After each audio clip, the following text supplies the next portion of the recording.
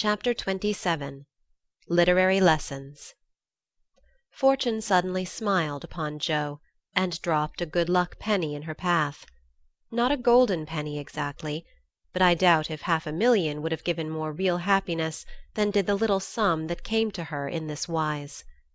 Every few weeks she would shut herself up in her room, put on her scribbling suit, and fall into a vortex, as she expressed it, writing away at her novel with all her heart and soul, for till that was finished she could find no peace. Her scribbling suit consisted of a black woollen pinafore on which she could wipe her pen at will, and a cap of the same material, adorned with a cheerful red bow, into which she bundled her hair when the decks were cleared for action. This cap was a beacon to the inquiring eyes of her family, who during these periods kept their distance, merely popping in their heads semi-occasionally to ask with interest, "Does genius burn, Jo?" They did not always venture even to ask this question, but took an observation of the cap and judged accordingly. If this expressive article of dress was drawn low upon the forehead, it was a sign that hard work was going on; in exciting moments it was pushed rakishly askew, and when despair seized the author, it was plucked wholly off and cast upon the floor. At such times the intruder silently withdrew, and not until the red bow was seen gaily erect upon the gifted brow did any one dare address Jo. She did not think herself a genius by any means, but when the writing fit came on, she gave herself up to it with entire abandon, and led a blissful life, unconscious of want, care, or bad weather, while she sat safe and happy in an imaginary world, full of friends almost as real and dear to her as any in the flesh. Sleep forsook her eyes, meals stood untasted, day and night were all too short to enjoy the happiness which blessed her only at such times and made these hours worth living, even if they bore no other fruit. The divine afflatus usually lasted a week or two, and then she emerged from her vortex, hungry, sleepy, cross, or despondent. She was just recovering from one of these attacks when she was prevailed upon to escort Miss Crocker to a lecture, and in return for her virtue was rewarded with a new idea. It was a People's Course, the lecture on the Pyramids, and Jo rather wondered at the choice of such a subject for such an audience, but took it for granted that some great social evil would be remedied or some great want supplied by unfolding the glories of the Pharaohs to an audience whose thoughts were busy with the price of coal and flour, and whose lives were spent in trying to solve harder riddles than that of the Sphinx. They were early, and while Miss Crocker set the heel of her stocking, Jo amused herself by examining the faces of the people who occupied the seat with them. On her left were two matrons, with massive foreheads and bonnets to match, discussing women's rights and making tatting. Beyond sat a humble pair of lovers, artlessly holding each other by the hand, a sombre spinster eating peppermints out of a paper bag, and an old gentleman taking his preparatory nap behind a yellow bandana. On her right, her only neighbour was a studious-looking lad absorbed in a newspaper. It was a pictorial sheet, and Jo examined the work of art nearest her, idly wondering what fortuitous concatenation of circumstances needed the melodramatic illustration of an Indian in full war costume tumbling over a precipice with a wolf at his throat, while two infuriated young gentlemen, with unnaturally small feet and big eyes, were stabbing each other close by, and a dishevelled female was flying away in the background with her mouth wide open. Pausing to turn a page, the lad saw her looking, and with boyish good nature offered half his paper, saying bluntly, "Want to read it? That's a first-rate story." Jo accepted it with a smile, for she had never outgrown her liking for lads, and soon found herself involved in the usual labyrinth of love, mystery, and murder, for the story belonged to that class of light literature in which the passions have a holiday, and when the author's invention fails, a grand catastrophe clears the stage of one half the dramatis personae, leaving the other half to exult over their downfall. "Prime, isn't it?" asked the boy, as her eye went down the last paragraph of her portion.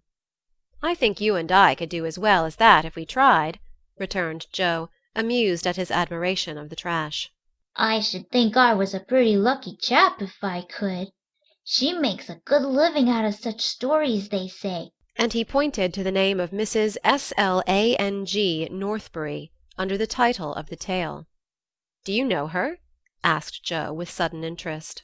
No, but I read all her pieces, and I know a fellow who works in the office where this paper is printed. Do you say she makes a good living out of stories like this?" And Joe looked more respectfully at the agitated group and thickly sprinkled exclamation points that adorned the page.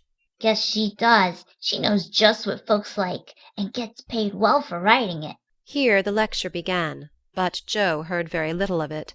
For while Professor Sands was prosing away about Belzoni, Cheops, Scarabaei, and hieroglyphics, she was covertly taking down the address of the paper, and boldly resolving to try for the $100 prize offered in its columns for a sensational story.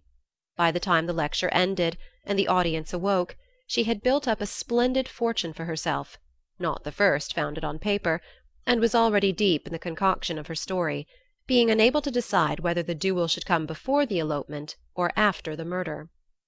She said nothing of her plan at home, but fell to work next day, much to the disquiet of her mother, who always looked a little anxious when genius took to burning. Jo had never tried this style before, contenting herself with very mild romances for the Spread Eagle.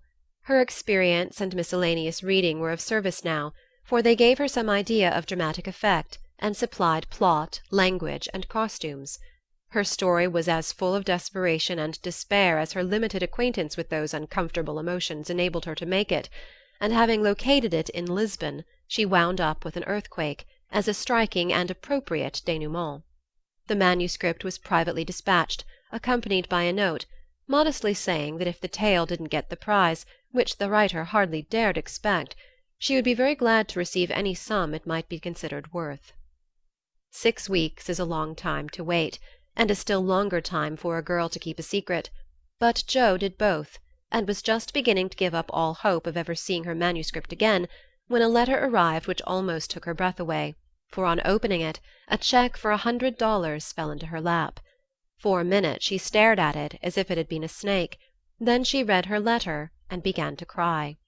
If the amiable gentleman who wrote that kindly note could have known what intense happiness he was giving a fellow creature, I think he would devote his leisure hours, if he has any, to that amusement, for Jo valued the letter more than the money, because it was encouraging, and after years of effort it was so pleasant to find that she had learned to do something, though it was only to write a sensation story. A prouder young woman was seldom seen than she, when, having composed herself, she electrified the family by appearing before them with the letter in one hand, the check in the other, announcing that she had won the prize. Of course there was a great jubilee, and when the story came everyone read and praised it, though after her father had told her that the language was good, the romance fresh and hearty, and the tragedy quite thrilling, he shook his head and said in his unworldly way, "You can do better than this, Joe. Aim at the highest, and never mind the money." I think the money is the best part of it. What will you do with such a fortune? asked Amy, regarding the magic slip of paper with a reverential eye. Send Mother and Beth to the seaside for a month or 2, answered Jo promptly. To the seaside they went, after much discussion, and though Beth didn't come home as plump and rosy as could be desired, she was much better, while Mrs. March declared she felt 10 years younger. So Jo was satisfied with the investment of her prize money, and fell to work with a cheery spirit, bent on earning more of those delightful checks. She did earn several that year, and began to feel herself a power in the house, for by the magic of a pen her rubbish turned into comforts for them all. The Duke's daughter paid the butcher's bill, a phantom hand put down a new carpet, and the curse of the Coventrys proved the blessing of the Marches in the way of groceries and gowns. Wealth is certainly a most desirable thing, but poverty has its sunny side, and one of the sweet uses of adversity is the genuine satisfaction which comes from hearty work of head or hand, and to the inspiration of necessity we owe half the wise, beautiful, and useful blessings of the world. Jo enjoyed a taste of this satisfaction, and ceased to envy richer girls, taking comfort in the knowledge that she could supply her own wants, and need ask no one for a penny. Little notice was taken of her stories, but they found a market, and encouraged by this fact, she resolved to make a bold stroke for fame and fortune. Having copied her novel for the 4th time, read it to all her confidential friends, and submitted it with fear and trembling to 3 publishers, she at last disposed of it, on condition that she would cut it down 1/3, and omit all the parts which she particularly admired. Now, I must either bundle it back into my tin kitchen to mould, pay for printing it myself, or chop it up to suit purchasers and get what I can for it. Fame is a very good thing to have in the house, but cash is more convenient, so I wish to take the sense of the meeting on this important subject," said Joe, calling a family council. Don't spoil your book, my girl, for there is more in it than you know, and the idea is well worked out. Let it wait and ripen, was her father's advice, and he practised what he preached, having waited patiently 30 years for fruit of his own to ripen, and being in no haste to gather it even now when it was sweet and mellow. It seems to me that Joe will profit more by taking the trial than by waiting, said Mrs. March. Criticism is the best test of such work, for it will show her both unsuspected merits and faults, and help her to do better next time. We are too partial, but the praise and blame of outsiders will prove useful, even if she gets but little money. Yes, said Joe, knitting her brows. That's just it. I've been fussing over the thing so long I really don't know whether it's good, bad, or indifferent. It will be a great help to have cool, impartial persons take a look at it, and tell me what they think of it. I wouldn't leave a word out of it. You'll spoil it if you do, for the interest of the story is more in the minds than in the actions of the people, and it will be all a muddle if you don't explain as you go on, said Meg, who firmly believed that this book was the most remarkable novel ever written.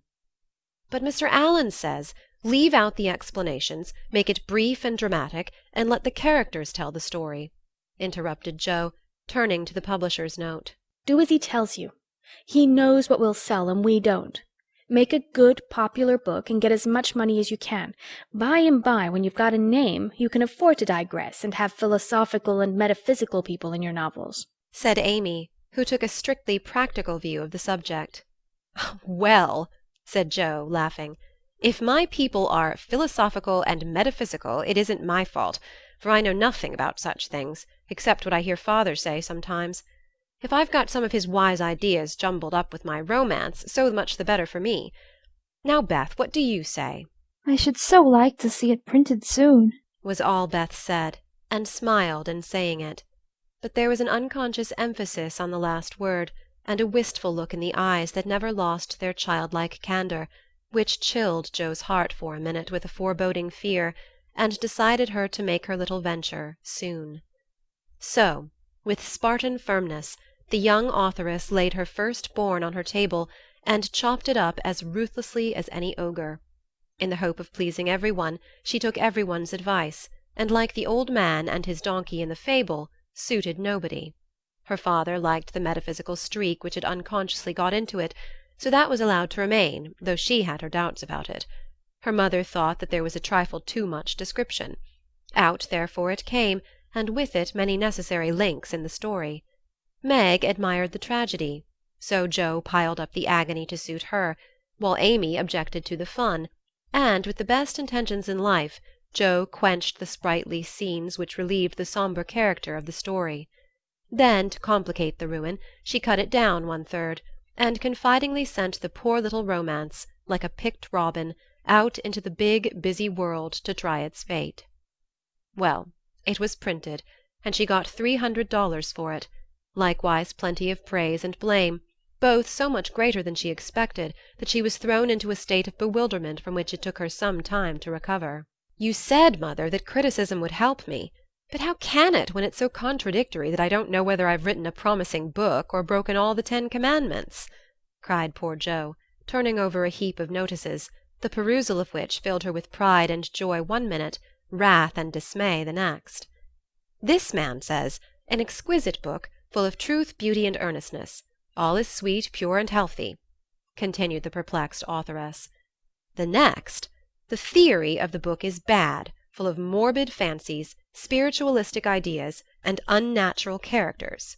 Now, as I had no theory of any kind, don't believe in spiritualism, and copied my characters from life, I don't see how this critic can be right.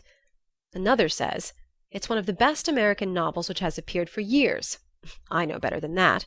And the next asserts that, though it is original and written with great force and feeling, it is a dangerous book. 'Tisn't. Some make fun of it, some overpraise, and nearly all insist that I had a deep theory to expound, when I wrote it only for the pleasure and the money. I wish I'd printed the whole or not at all, for I do hate to be so misjudged." Her family and friends administered comfort and commendation liberally, yet it was a hard time for sensitive, high-spirited Jo, who meant so well and had apparently done so ill. But it did her good, for those whose opinion had real value gave her the criticism which is an author's best education, and when the first soreness was over, she could laugh at her poor little book, yet believe in it still, and feel herself the wiser and stronger for the buffeting she had received. "Not being a genius, like Keats, it won't kill me," she said stoutly. "And I've got the joke on my side, after all, for the parts that were taken straight out of real life are denounced as impossible and absurd, and the scenes that I made up out of my own silly head are pronounced charmingly natural, tender, and true. So I'll comfort myself with that, and when I'm ready I'll up again and take another."